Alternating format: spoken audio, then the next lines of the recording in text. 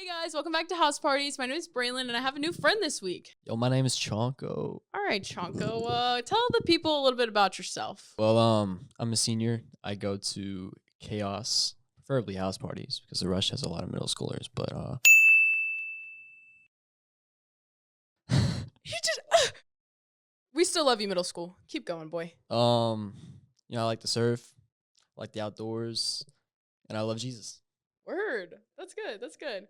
Okay, well, this month we've been talking about the good news. Chonko, do you have an idea of what the good news is? I mean, it's basically like just Jesus came down for us. He died for us, and now we're saved. Word. So this week we're wanting to talk about why we follow Jesus. So can you tell us a little about your story at all? Like what kind of happened? I mean, like your background and how you've came to know and follow Jesus.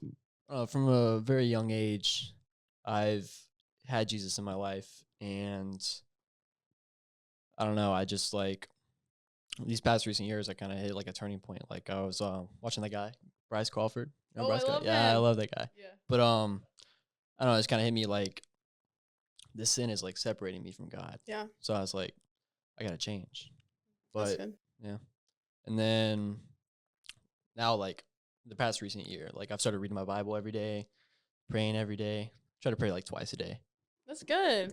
What is something that you think didn't like change instantly? I feel like for me, like in my story, it was like, okay, I'm going to choose Jesus. And then as soon as I choose Jesus, I'm going to live for him. Everything's going to be perfect. But like, it was not like that at all. Yeah, I thought it was gonna be perfect, but no, it's Yeah. not. Like I would still like, I'm still tempted. Obviously, I mean Jesus was tempted to like, Right. Yeah. like, but That's normal. still have thoughts, you know, intrusive thoughts. I still sin, of course. Yeah. But, We all do. Thank God Jesus died on the cross for us. yeah. Yeah. That's really good. I like that. All right. So, like, what about your story? Like, what do you think changed over time for you? I think the thing that changed the most, like when I started following Jesus, was definitely like the way I loved other people and the way I saw other people. I think like once you know and follow Jesus, like you can't see everything the same anymore. Like I didn't see like the people that were mean at school anymore, like in the same way. Like I still loved them and cared for them. And like before that, I would have just been like, oh, they suck and I hate them. But thank God for Jesus because there's just so much hate there. I mean, that kind of reminds me of this verse. Was it James 4:17? Okay. It says, those who know the good they ought to do and choose not to do it, it's sin for them. Word. So, That's a bar. yeah. That's really good. But like, so with knowledge comes responsibility. Yes. So we as Christians are held to a higher standard.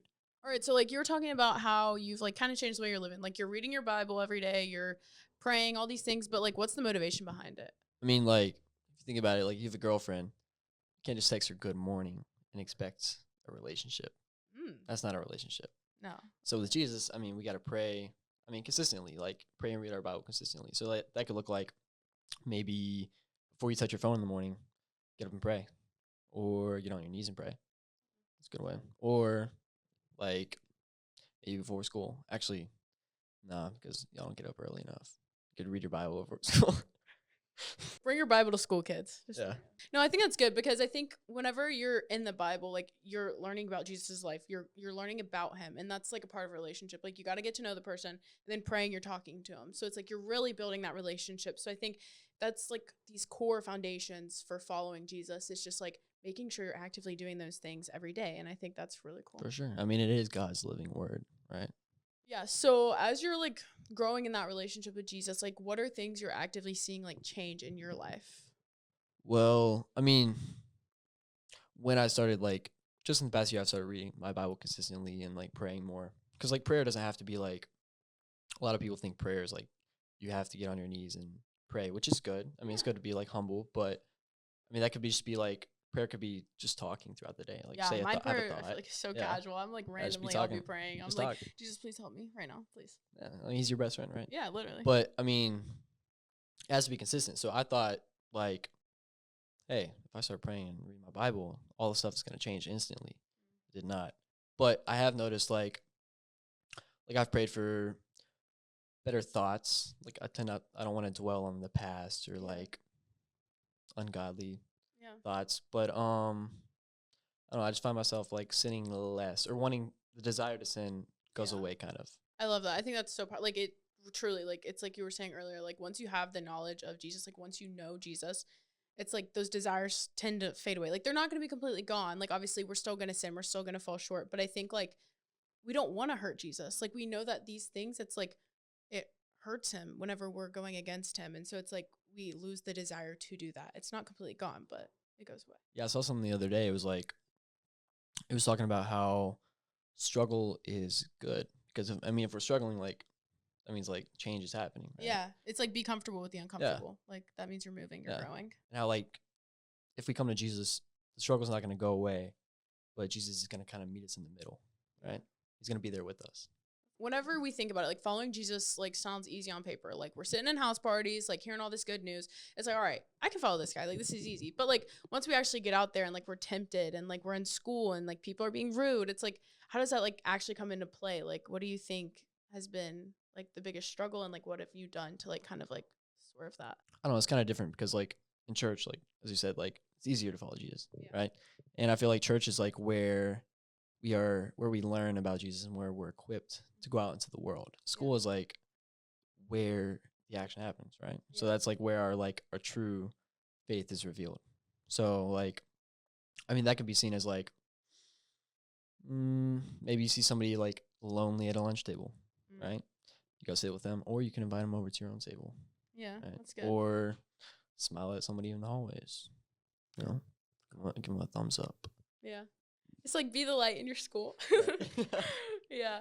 I think it's like powerful to like be those small little lights, you know? Like we're just all these people coming and lighting up the school. I think it'd also go into like maybe when you feel tempted to cheat on a test, maybe choose like to have integrity. Word. Instead of the good grade. Because the good grade doesn't really Like, did you work for that good grade? I mean, following Jesus it's hard, you know? It's a hard life. Yeah. But like, why do you think it's worth it?